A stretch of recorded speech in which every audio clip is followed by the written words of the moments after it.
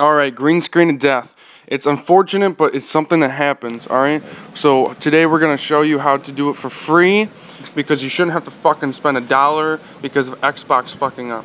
But it's an unfortunate thing. You may lose your memory of games and stuff, but it's free. So you're going to go to the left side of the Xbox, you're going to turn the Xbox on and then hold down the wireless controller connect and the button that opens up the disc tray at the same time. You're going to hold them down for about 5 seconds, and then it's going to make another Xbox on sound, and it's going to give you the option to troubleshoot. So then you're going to go ahead and factory reset your Xbox, and then you're going to set the Xbox up as if it's brand new again.